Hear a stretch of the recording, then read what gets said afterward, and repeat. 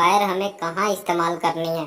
जैसे कि अगर हमारा फ्रिज का पॉइंट है, एसी का पॉइंट है, गीजर का पॉइंट है, ट्यूबलाइट का है, पंखे का है, तो उसके लिए हमें कितने स्क्वायर का वायर डालनी है। साथ में आपको बताऊंगा कि किस ब्रांड का वायर आपके लिए सबसे अच्छा है, उसका रेट क्या पड़ेगा, और साथ में 4 से 5 इंपॉर्टेंट पैसे की बचत होगी। तो दोस्तों यहाँ इस वीडियो में मैं आपको एमसीबी के बारे में बताऊंगा कि कितने साइज के एमसीबी आपको कहाँ पे यूज करनी है। तो चलिए वीडियो को शुरू करते हैं। अब सबसे पहली बात आ जाती है कि हमें किस जगह पे कितने स्क्वायर कितने साइज की वायर की ज़रूरत है। अगर हम उतने साइज की वायर वहाँ नहीं देते हैं तो हमारा वहाँ पे शॉर्ट सर्किट होने का चांस बन जाता है, वहाँ आग लगने का चांस बन जाता है। तो इसलिए हमें जहाँ जिस चीज़ की जितनी पावर की ज़रूरत है वायर की, में उसका जो काम का क्वालिटी है वो देखना चाहिए। वहाँ जहाँ काम किया है वहाँ पता करें वहाँ पे कि कैसा वायरिंग का काम है, आज तक कोई दिक्कत हुआ है कि नहीं, और उसमें उसका रेट भी देखें। ज़्यादा सस्ता रेट के चक्कर में ऐसे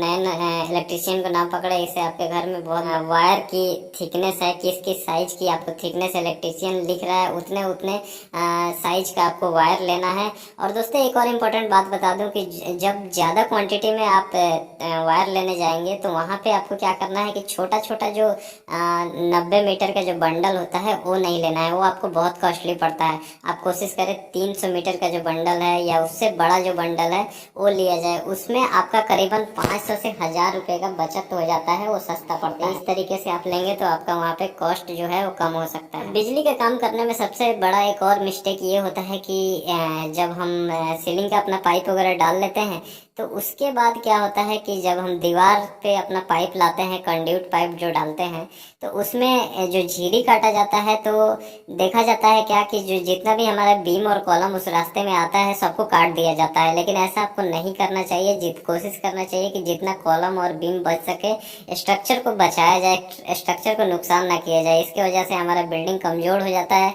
उसमें क्रैक आने का डर रहता है। अब देखिए होता क्या है कि जहाँ पे ज़्यादा आपका कंड्यूटिंग आ रहा है, जहाँ पे ज़्यादा पाइप आ रहा है, तो आजकल देखा जाता है क्या कि सभी अंदर की जितनी दीवारें होती हैं लोग 4 इंच का बना रहे हैं। अब वहाँ पे आप ज़्यादा पाइप डाल रहे हैं, ज़्यादा पाइप उतार रहे हैं, तो क्या होगा कि अब जैसे यहाँ पे देखिए कि पूरी 4 इंच की दीवार को काट दिया गया है, दीवार आर पार दिख रहा है यहाँ पे बोर्ड लगाने के लिए, तो अब उस दीवार में क्या जान रह जाएगा, कितनी मजबूती रह जाएगी।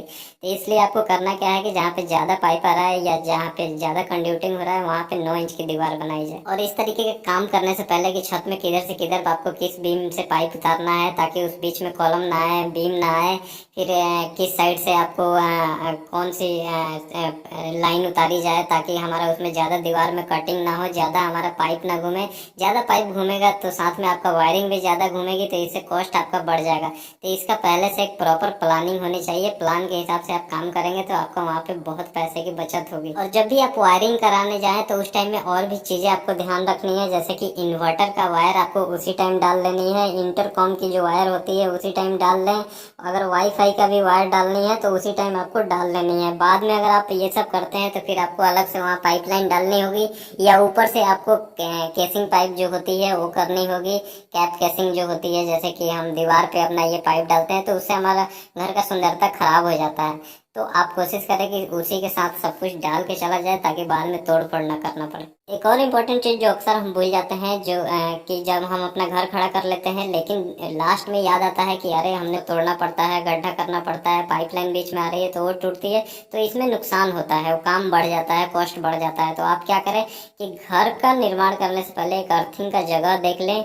और जब आपका कितने साइज की वायर हमें कहाँ लगानी चाहिए, अगर फ्रिज है, एसी है, ट्यूबलाइट है, पंखे है, तो कौन से जगह पे कितने साइज की वायर दिया जाए ताकि वहाँ पे हमारा लोड जो है लोड आराम से चल सके, उसमें कोई शॉर्ट सर्किट ना हो, किसी तरीके का आग लगने का चांस ना हो।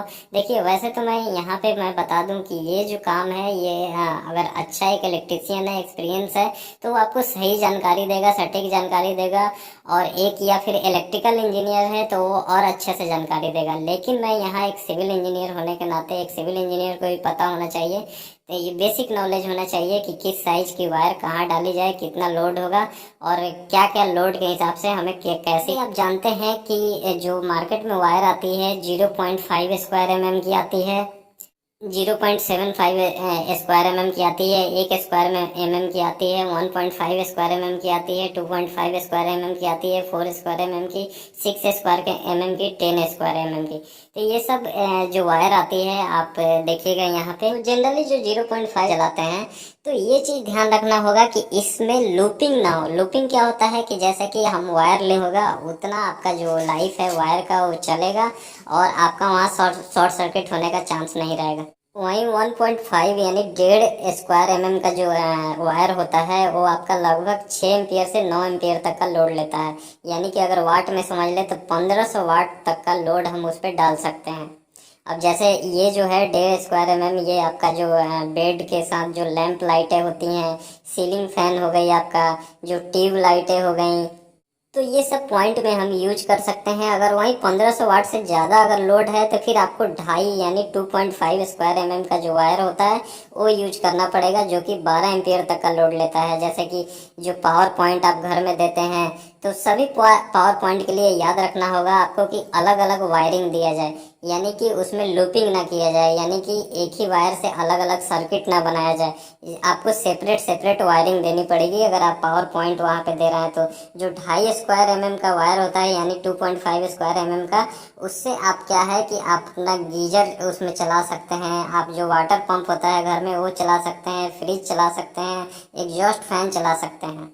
वहीं जो 4 एम्पियर का जो वहीं जो 4 स्क्वायर एम एम का जो वायर होता है वो आपका लगभग आपका 2000 से 4000 वाट तक का लोड ले लेता है। और इसमें आप जो है वाटर पंप हो गया, आपका जो एसी हो गया 1.5 से 2 टन का, वो आप चला सकते हैं। 15 एम्पियर का जो सॉकेट होता है आरओ का होता है वो आप चला सकते हैं आराम से, इसमें कोई दिक्कत नहीं होगी। लेकिन आपको ख्याल ये रखना होगा कि मैं बार बार बोल रहा हूँ कि उसमें जॉइंट ना दिया जाए, लूपिंग ना दिया जाए, सबका सेपरेट सेपरेट वायरिंग किया जाए, तो वो आपका जो है काफ़ी लंबा चलने वाला है, कहीं पे भी उसमें शॉर्ट सर्किट का चांस नहीं रहेगा। बाकी का जो 6 स्क्वायर एम एम का जो वायर होता है और 10 m m square m m का वायर होता है, वो क्या होता है कि जो 6 स्क्वायर एम एम का वायर होता है वो हमारे मीटर से मेन बोर्ड तक आता है, यानी कि जो एमसीबी बोर्ड है वहाँ तक दिया जाता है। और जो 10 स्क्वायर एम एम का वायर होता है वो जो हमारा ट्रांसफार्मर जो पोल होता है वहाँ से मीटर तक के लिए यूज किया जाता है। तो दोस्तों आप अपने घर में किस ब्रांड का वायर यूज कर रहे हैं ये कमेंट करके जरूर बताइएगा। और दोस्तों एक और चीज़ है, यहाँ पे समझ लेते हैं कि जो एमसीबी होता है 1 स्क्वायर एम एम का वायर है तो उसमें आपका 6 एम्पियर का एमसीबी यूज होगा। 1.5 एम एम का वायर है तो उसमें 10 एम्पियर का यानी 10 एम्पियर का एमसीबी यूज होगा। 2.5 एम एम का वायर है यानी 2.5 एम एम का, तो उसमें आपका 20 एम्पियर का एमसीबी यूज होगा। 4 एम एम का वायर है तो उसमें 32 एम्पियर का, 6 एम एम का वायर है तो उसमें 40 एम्पियर का, तो ऐसे यूज होगा। वहीं अगर फ्लोर वाइज डिब्बी दी गई है तो उसमें 63 एम्पियर का एमसीबी यूज होगा। तो दोस्तों आपको ध्यान ये रखना है वायरिंग में कि आपको लूपिंग जितना कम हो उतना कम देना है, नहीं के बराबर देना है, तब जाके आपका जो वायरिंग होगा काफ़ी सही होगा। और दोस्तों ऐसे ही अगर आप मान लीजिए कि आप किसी को विथ मटेरियल आप अपने घर का वायरिंग का काम देते हैं विथ मटेरियल पे, तो वो क्या करता है कि मान लीजिए आपका रिक्वायरमेंट है जैसे कि आपके फ्रिज पे 2.5 एम एम चांस बढ़ जाएगा, वहाँ पे जो वायर है आपका फेल होने का चांस बढ़ जाएगा। तो इसी तरीके से जो गलती होती है, तो इस तरीके से